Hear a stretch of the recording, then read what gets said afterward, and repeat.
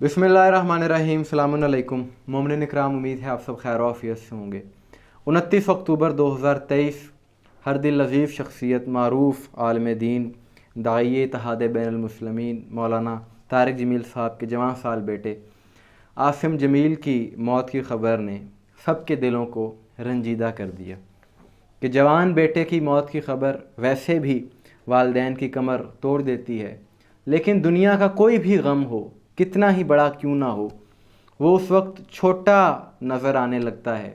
उसकी शिद्दत कम हो जाती है कि जब हम उस गम का मुआवजना करते हैं करबला वालों के गम के साथ। यानी ये ज़माने का दस्तूर है कि जब किसी घर में फौतगी हो जाती है तो मरहूम के लवाहिकीन के साथ सारी दुनिया, सब लोग इजहार अफसोस करते हैं, ताज़ियत करते हैं, इजहार हमदर्दी करते हैं और उनके साथ खड़े होते हैं। यानी हर माशरे में ऐसा होता है, ये एक दस्तूर है।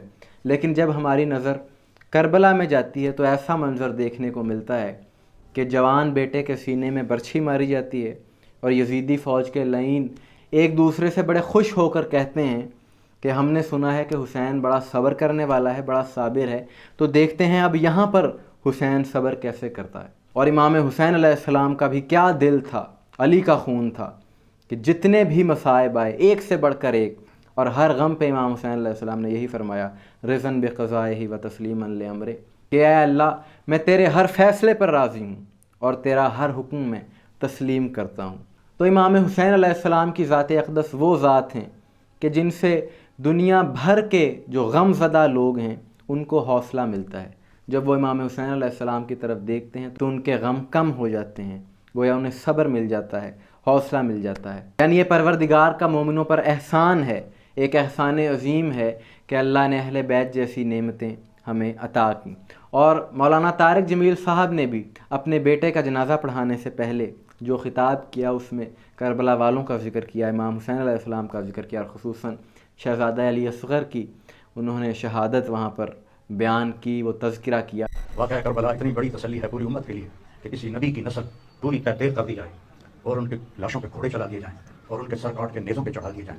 आखिरी वक्त में इमाम अली अलैहिस्सलाम ने, एक बच्चा बच गया था अब्दुल्ला 2 साल का, तो आपने फरमाया मेरा बच्चा मुझे मिला था। मैंने कहा ये मासूम बच्चा है, इसको कोई क्या कहेगा। तो अब्दुल्ला को लाया गया और आप ज़ख्मों से चूर बैठे थे, तो आपने अब्दुल्ला को अपनी गोद में बिठाया और उनको प्यार किया, सर पे बोसा लिया और उसको ऐसे देख रहे थे कि उधर हरमला बिन मुवक्किद अन्नार ने ताक के तीर मारा, वो तीर ऊपर चला जाता, दाएं बाएं चला जाता, पर मेरे रब को भी और इम्तिहान मंजूर था, सीधा यहाँ आ गया और यहाँ से पार हो गया और खून का फव्वारा उबला। तो आपने अपनी ऐसे लब में लेकर यूँ किया, या अल्लाह जे तू राज़ी है तो मैं भी राज़ी, जे तू इस गलत है मेरे ऊपर राज़ी है तो मैं भी राज़ी, पर इन्होंने कोई बदला तो ज़रूर रहे। और खून उछाल दिया और फिर वो भी शहीद हुए और उनके बेटे भी शहीद हुए, उनके भतीजे भी शहीद हुए, उनके 5 भाई शहीद हुए। और इस मौके पर एक अहले सुन्नत आलिम दीन का करबला का तज़किरा करना, शहज़ादा अली असग़र की शहादत का ज़िक्र वहाँ पर करना, ये एक बहुत बड़ी बात है। और बड़ी बात मैं इसलिए कह रहा हूँ कि जब मौलाना तारिक जमील साहब इस तरह से बरमला अहले बैत का तज़किरा करते हैं तो बहुत से नवासिब को तकलीफ़ होती है। वो लोग जो नासबी फ़िक्र रखने वाले हैं वो एतराज़ात करते हैं और कहते हैं कि ये अंदर से शिया हो गया है।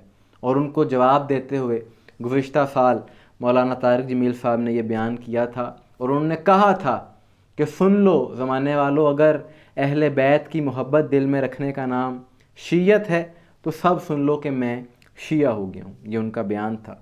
उसके अलावा उन पर इस बात पर भी एतराज़ किया गया कि उन्होंने कहा कि हमें हज़रत अली को मौला अली कहना चाहिए क्योंकि उन्हें मौला नबी ने बनाया है, मन कुन्तु मौला फ़ाज़ अली मौला। इस हदीस की तशरीह करते हुए उन्होंने ये बयान किया, तो इस पर भी उनकी बहुत मुखालफत की गई। फिर उन्होंने कहा कि मैं ख़ुद को अहले बैत के दर का मंगता समझता हूँ और अपने आप को मरासी कहा कि मैं अहले बैत के दर का मरासी हूँ। उन्होंने एक बड़ी मिसाल देकर ये बात पेश की, तो इस पर भी इनकी बहुत ज़्यादा मुखालफत की गई। तो जब इतनी मुखालफत हो और उसके बावजूद भी आप इस तरह से तज़किरा करते हैं तो ये एक बहुत बड़ी बात है। और अब मौलाना तारिक जमील ने अपने बेटे की मैयत पर करबला वालों का ज़िक्र करके, इस तरह से शहादत बयान करके ये पैगाम दिया है और ये साबित कर दिया है कि ये वाकई एक आशिक़ अहले बैत हैं, सच्चे आशिक़ अहले बैत हैं, ये जो अपने इतने बड़े गम में भी, इतने बड़े सदमे में भी इमाम हुसैन अलैहिस्सलाम के गम को याद किए हुए हैं।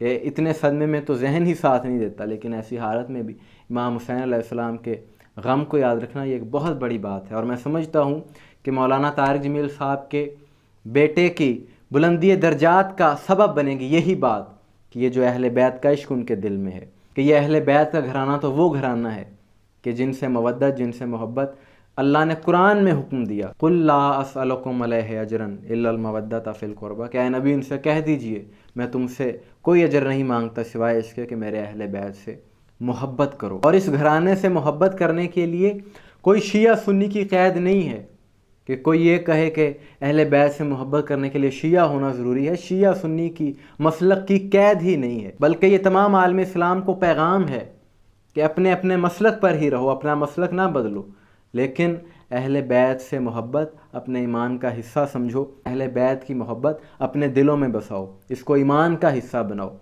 کہ لوگ تو یہاں تک ان کے ذہنوں میں تعصب ہے کہ اگر کوئی اہل بیت کا ذکر زیادہ کرتا ہے تو کہتے ہیں کہ یہ شیعہ ہے، اور ایسی مثالیں ہمیں دیکھنے کو عام ملتی ہیں۔ کوئی سنی اگر اہل بیت کے کلام زیادہ پڑھتا ہے، نعت خواں، تو اس پر شیعہ ہونے کے فتوے لگا دیے جاتے ہیں۔ تو یہ ایک المیہ ہے مسلمانوں کا کہ جو اہل بیت کا ذکر کرتا ہے اسے شیعہ سمجھا جاتا ہے۔ کسی مسلک کے تعصب میں، کسی مسلک کی ضد میں اہل بیت کے ذکر کو نہ چھوڑنا، کیونکہ اہل بیت کی محبت ایمان کا حصہ ہے۔ ہم دعا گو ہیں پروردگار طارق جمیل صاحب کو صبر عطا فرمائے اس بڑے صدمے پر انہیں، اور ان کے دل میں جو اہل بیت کی محبت ہے اس میں مزید اضافہ فرمائے، اور اسی طرح سے وہ ساری دنیا کو اہل بیت کی عظمت بتاتے رہیں۔ اپنی رائے کا اظہار کومنٹس میں ضرور کیجیے گا، دعاؤں میں یاد رکھیے گا۔ السلام علیکم ورحمۃ اللہ۔